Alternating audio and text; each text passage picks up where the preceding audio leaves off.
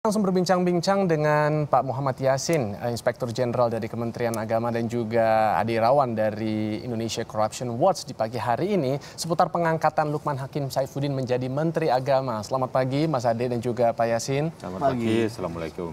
Waalaikumsalam warahmatullahi wabarakatuh. Pak Yassin dulu kan lama di KPK, kemudian juga belum genap 2 tahun nih di Kementerian Agama. Tapi saya yakin Pak Yassin ini mengetahui sebenarnya situasi yang ada di Kementerian Agama ini sebenar-benarnya seperti apa. Terutama juga yang kami ingin tahu update terkini pasca ditetapkannya Surya Dharma Ali ini menjadi tersangka dalam kasus penyelewengan dana haji 2012 sampai 2013, Pak Yassin. Ya. Pada saat saya di KPK itu sudah melakukan, seringkali kami sampaikan ke berbagai media bahwa kami melakukan kajian sistem. Kajian sistem itu di berbagai instansi pemerintah, salah satunya adalah Kementerian Agama. Jadi kajian sistemnya menyangkut penyelenggaraan ibadah haji.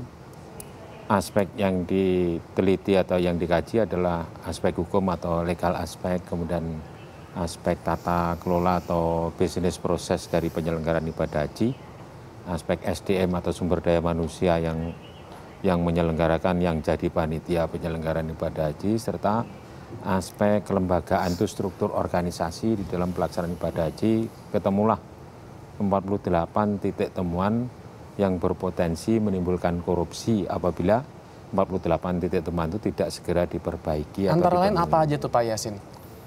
Kelengkapan aturan perundangan. Pada saat itu belum ada ketentuan yang mengatur tentang pemisahan biaya penyelenggaraan ibadah haji itu yang direct cost dan indirect cost. Itu harus ada kepastian tiap tahunnya yang mengacu kepada yang diatur, yang dituangkan di dalam peraturan Menteri Agama atau PMA yang seharusnya harus ada. Itu belum ada pada saat itu. Kemudian juga Komisi Pengawas Haji, itu yang diamanatkan di Undang-Undang 13 tahun 2008. Itu pun saat kami melakukan kajian tahun 2010 itu juga belum ada. Itu di aspek hukum. Dan ada yang lain di aspek hukum yang lainnya.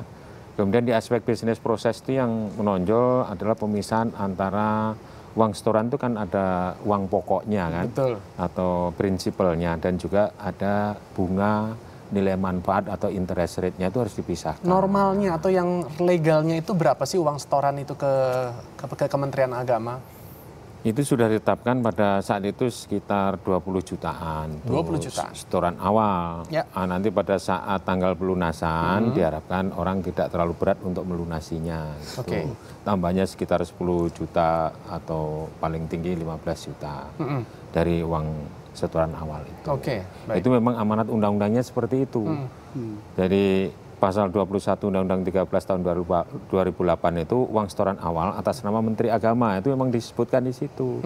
Atas keluarnya nilai manfaat atau bunga yang disimpan di dalam bank umum maupun bank syariah atau sukuk atau obligasi yang sekarang ini, ini dimanfaatkan untuk penyelenggaraan ibadah haji. Nah, apakah kenyataannya sejauh ini sudah benar-benar dimanfaatkan untuk penyelenggaraan haji secara amanah sih Pak Yassin? Ya, itu perlu memang perlu secara terus-menerus kita audit, kita awasi, ya di sana-sini memang terjadi penyimpangan. Nah, itulah yang harus kita benahi. Dan agar penyelenggaraan ibadah haji yang dipercaya oleh masyarakat ini, kita yang melaksanakan bisa amanah, sesuai dengan ketentuan peraturan perundangan yang berlaku. Dan apabila dirasa undang-undangnya sekarang itu tidak matching lagi dengan kondisi, kita kan tidak membayangkan bahwa uangnya menjadi sekitar 70 triliun. Pada waktu saya kajian dulu itu sekitar 5 triliunan. Demikian cepatnya itu. Dan mungkin dalam waktu dekat bisa mencapai 100 triliun kali ya Pak. Tidak menutup kemungkinan. Begitu banyaknya animo masyarakat di sini yang memang ingin naik haji. Kita sepakat bila semua komponen masyarakat juga untuk memikirkan hal ini, khususnya di kalangan pengamat keuangan, pengamat anti korupsi, serta akademisi untuk memikirkan itu bersama-sama. Jadi Pak, dana yang sudah terkumpul selama ini itu dikelola, saya dengar itu kan dimasukkan ke dalam bentuk deposito seperti sukuk juga, demikian ya Pak ya? Nah kan kita akan mendapatkan interest. Nah sejauh ini kalau memang belum dioptimalisasikan untuk penyelenggaraan haji, dana itu akhirnya dikemanakan Pak? Ya, kalau dana itu sudah ngumpul 67 sampai 70 triliun pada saat terakhir penyelenggaraan ibadah haji itu, nilai manfaatnya sudah ketemu, misalnya 2,7 triliun. Digunakan yang 2,3 triliun, maka ada sisa sekitar 400 miliar. Nah, itu yang kita amati di situ. Harus ada itu pada neraca awal pembukaan, yaitu yang dana 400 miliar itu harus ada. Nah, lebih dari itu pengelolaan yang 400 miliar, sisanya pengelolaan yang 2,3 untuk penyelenggaraan ibadah haji itu ya memang betul-betul berprinsip pada penghematan keuangan negara dan jangan sampai katakanlah dimanfaatkan secara tidak prosedural yang berpotensi menimbulkan penyimpangan atau bahkan mengarah kepada korupsi. Baik, coba sekarang saya beralih dulu ke Mas Ade ya, Pak Yasin ya. Kalau Mas Ade mengamati sepak terjang Kementerian Agama dalam menjalankan amanah dari masyarakat ini, terutama ya dalam kita fokus kepada penyelenggaraan ibadah haji. Seperti apa, Mas Ade? Iya, secara umum sih mengecewakan gitu ya. Kementerian Agama yang mestinya menjadi imam bagi kementerian-kementerian lain dalam kampanye anti korupsi justru sebaliknya. Karena stigma atau ada embel-embel nama agama di balik ya, mestinya, setelah kementerian itu. Mestinya dia lebih menjaga diri dan sebagainya gitu ya. Tapi ternyata justru menjadi kementerian yang banyak korupsinya gitu ya. Mudah-mudahan dengan ada Pak Yasin bisa ada terus banyak perbaikan. Sorry, maaf, mungkin klarifikasi. Anda katakan tadi banyak korupsinya. Selain dari penyelenggaraan haji, memang pengamatan ICW apalagi sih? Ada Al-Quran, lalu juga ada proyek-proyek yang terkait dengan pembangunan madrasah. Itu ya paling tidak beberapa temuan kami gitu. Jadi di banyak sektor ini terjadi gitu ya. Makanya kemudian Menteri Agama yang baru ini punya PR yang sangat besar dengan waktu yang sangat pendek untuk memperbaiki itu semua. Tapi oke lah kalau mau fokus pada haji, menurut kami paling tidak ada 3 hal yang harus diperbaiki terkait dengan tata kelola. Tadi sudah dikatakan berkaitan dengan setoran awal dan bunga. Dua-duanya bermasalah, pokok dan bunganya bermasalah dalam artian tidak dipakai untuk kepentingan umat, calon jamaah yang antriannya sudah sangat panjang. Misalnya pokok, kalau dalam banyak temuan, termasuk temuan kami gitu ya, soal penempatan, lalu soal kemudian ada tarikan-tarikan yang tidak ada kaitannya dengan penyelenggaraan haji. Lalu kemudian juga bunganya banyak yang di bawah nilai pasar gitu. Selain memang bunga atau ribanya ini juga banyak dinikmati oleh teman-teman di Kementerian Agama gitu ya. Makanya kami temukan banyak duplikasi, terutama di komponen indirect cost gitu ya. Indirect cost itu komponen yang semestinya sudah ditanggung oleh dana APBN atau APBD. Jadi ada temuan-temuan macam itu. Yang kedua terkait dengan pengadaan-pengadaan. Penyelenggaraan ibadah haji ini kan pengadaannya sangat banyak. Betul. Mulai dari yang kecil-kecil seperti gelang gitu ya. Lalu kemudian paspor sampai yang besar-besar. Pemondokan, catering, termasuk pesawat terbang yang menjadi komponen sarana transportasi terbesar dalam penyelenggaraan ibadah haji. Ini juga mesti dibereskan dan ini saya kira ya pasti banyak orang yang selama ini menikmati banyak keuntungan yang akan melakukan perlawanan-perlawanan gitu ya ketika akan dibereskan. Sebentar, sebelum kita berlanjut, siapa-siapa aja menurut Anda dari ICW, Mas Ade? Mereka-mereka yang Anda katakan ini menikmati bagian dari mungkin proyek yang begitu besar. Kalau pihaknya saya akan sebutkan, tapi nama-namanya nanti Pak Yasin. Pertama dari kementerian sendiri. Dari kementerian sendiri. Ya, Kementerian Agama sendiri gitu ya. Yang kedua pasti dari parlemen gitu ya. Terutama DPR. Komisi yang mengurus penyelenggaraan ibadah haji. Komisi 8. Bisa saja Komisi 8 atau juga bisa komisi-komisi yang lain yang juga bisa intervensi gitu ya. Baik. Yang ketiga adalah rekanan. Gitu ya. Saya kira Pak Yasin juga bisa cek rekanan-rekanan yang sering mendapatkan proyek di haji kan ya biasanya kan itu saja dan kita juga bisa track siapa saja orang-orang yang ada di belakang itu gitu ya. Jadi ya saya kira itu pihak-pihak yang kemudian ini yang harus dihadapi oleh Pak Yasin dengan Menteri Agama yang baru kalau ingin serius membenahi penyelenggaraan ibadah haji. Baik, menanggapi tadi pernyataan dari ICW Pak Yasin, apalagi Pak Yasin juga lama di KPK gitu. Tadi sudah di-mention selain dari Kemenak tapi juga ada dari rekanan termasuk juga anggota DPR. Bagaimana Anda juga pada saat Anda menjabat waktu di KPK Pak Yasin dan Anda sekarang berada di Kementerian Agama, situasinya seperti apa? Ya. Dugaan itu dari awal sebelum kita melakukan kajian sistem itu tadi yang saya sebutkan tadi itu memang ada. Tapi kalau kasus hukum itu kan harus mengarah kepada pembuktian faktanya itu ada faktanya atau tidak.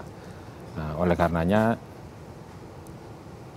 sekarang KPK masuk di Kementerian Agama ini atas penyelenggaraan ibadah haji ini, saya kira akan semakin terkuat. Nanti kita lihat saja di persidangan siapa pihak-pihak yang terlibat itu, seperti yang di-mention oleh Pak Ade tadi, ya tidak menutup kemungkinan itu bisa saja terjadi seperti itu. Karena kita hanya melihat di media itu pemanggilan kan bergulir itu beberapa anggota legislatif yang ada di Komisi 8. Anda masuk itu di 2012 kalau tidak salah di bulan Agustus ya Pak? Ya, di bulan Artinya Agustus. kasus ini sudah bergulir ya sebenarnya. Kalau kasus haji, tapi kalau kata Pak Yasin juga nggak akan terungkap. Begitu Pak Yasin?